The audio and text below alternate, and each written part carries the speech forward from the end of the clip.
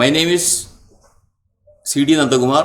I am the President of the Water Transport Workers Federation of India, which is a major organization working in the major port of the country. Among the 5 recognized major federations in the port and dock sector. Now the Indian major ports are confronting with several issues because of the ongoing instigated policies of the central government. It is not only from this particular government, it is also the continuous process of the previous government too. And now the government wants to demolish the entire structure of the major ports in the country, and they want to hand over the entire port industry to the private hands as part of the crony capitalist policies of the Modi government. Actually, the very survival and existence of the port and dock workers as well as the public ownership of the major ports are under severe threat because of these particular anti-national, anti-labor, anti-port policies.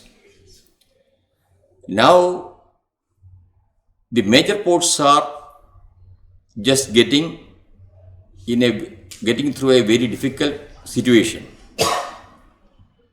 The government wants to destabilize the entire port industry, and thereby they are involved and indulged in making anti-national enactments with the support of the majority in the parliament.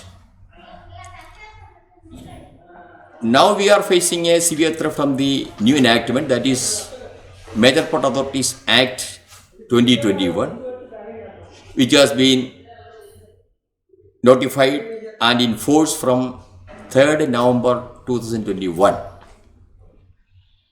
This particular enactment is not an isolated one.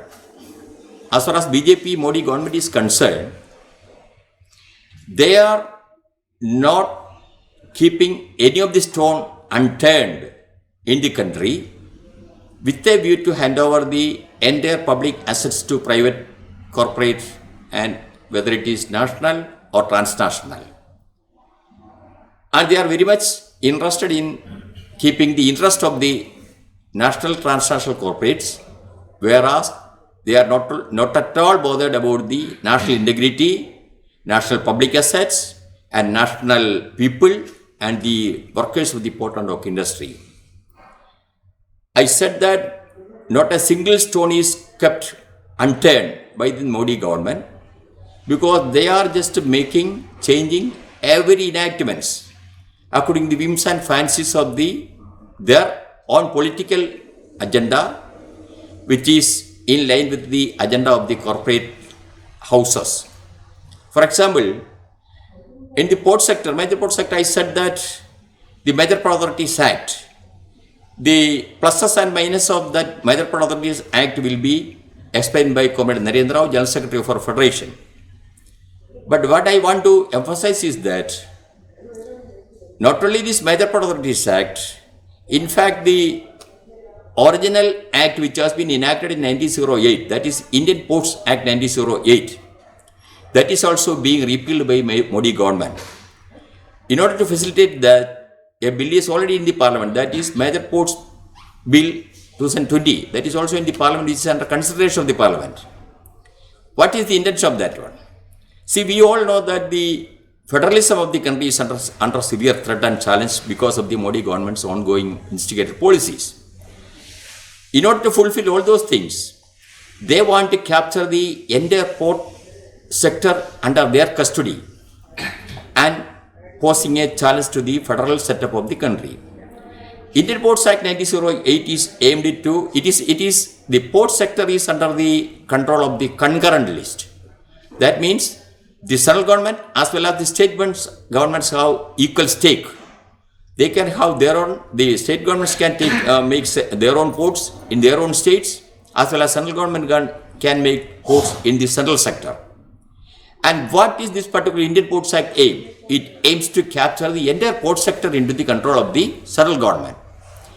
In order to that, they are just placed Indian Ports Act, Indian Ports Bill 2020 in Parliament. If that rules become an act, naturally the maritime states of the India, that is 10 maritime states in the country, that starts from Kerala southern and to West Bengal eastern. Similarly, West Bengal, Gujarat, Maharashtra, Orissa, then Kerala, then Tamil Nadu, then Goa, etc. are the maritime states. So, wherever the state governments are running the ports in the states, if this particular act is coming to force in 2021, now it is 22. Because of the opposition from the respective maritime state governments, this particular bill could not be enacted in the parliament. We know that the parliament itself is become in a very horrible way because of the undemocratic attitude of the Modi government by suspending the opposition party, MPs in the opposition parties, etc. So that the parliament has concluded their business recently. So if that particular bill become an act in the country, within 2 years, the entire minor ports or the major ports which has been institutionalized or organized by the respective state governments will become under the control of the central government. That means the Modi government, which is aimed to bring all these sectors under their control, this particular port sector is also they want to bring the control of the central government. See, the central government itself is a wrong perception. In fact, it is not central government; it is a union government. Our constitution, there is no word like central government. In our constitution of India, it is union government. So, a union government will be strengthened only if the state governments are also strengthened. But now what is happening? Everything is centralizing and compromising and demolishing the federal setup. So that particular act, that is major port bill, become an act. Naturally, the entire port sector will be under the control of the central government, which will be detrimental for the interest of the entire country. And finally, what is going to happen? All these port sector, which is situated in this 7,517 kilometers of the coastline of the country, will be under the control of the private hands. It is national, transnational, like Adani, like Ambani, like Dubai Port World, like PSA Call, like CGM, like that. There are so many that transnational companies. So this is also a threat to the security of the country, because see, the first defense minister of India, that is V.K. Krishna Menon, he said that the major ports and the coastline of the India is the second row of defense. Now, if that particular enactment become an act, along with the act which has already been concluded by the Modi government, that is Major Port Authorities Act 2021. If these both acts rules become an act, naturally the entire country's security will also be under stake. So, with the Port and Dockworkers Federations, primarily the Water Transport Federation of India, very much interested to see that this should not happen.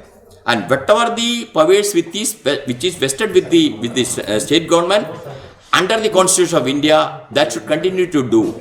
And whatever the central control, that is union control, let that union government should confine their control under their only sector. Like that, the federalism should also be secured, one, and the national security should not be challenged, two, and the major ports should not be privatized. It should be under the control of the respective union government, and it should be under the control of the port trust authorities or port trust board. Now the port trust boards are converted into authorities. Authority means there is an inclined meaning in that. That is authoritarianism. If the port trust boards become an authority board, naturally there is a word of authoritarianism which should be detrimental for the interest of the entire nation and interest of the people, and it will be determined for the interest of the port and dock workers and the retired employees who have been retired from the port sector. So the Water Transport Federation of India, which is a major federation in the country, as I said in the beginning stage, that it is one of the recognized federations in the major port and dock workers. We are fighting with the with all our mights to prevent the government from making this particular rule of the Major Port Authorities Act in favor of the securing the rights and privileges of the major ports as well as the port and dock workers as well as the security and interest of the nation. With the same, we are continuing our process of making our own way of the struggle, and we are already in a struggle path by serving a strike notice in all the major ports in the country, which is being under the conciliation process, and the next round of conciliation will also take place on 5th at New Delhi with the Chief Labour Commissioner, and based on the outcome of that conciliation, we should take our future course of action, and we will try our level best to protect our industry, our port industry in public sector as well as the interest of the port and dock workers also to the maximum possible extent. And we see that we hope that we will be able to secure and save the right and privilege of the country as well as the freedom of the country without from saving the threat of this particular ongoing instigated policies of the Narendra Modi government.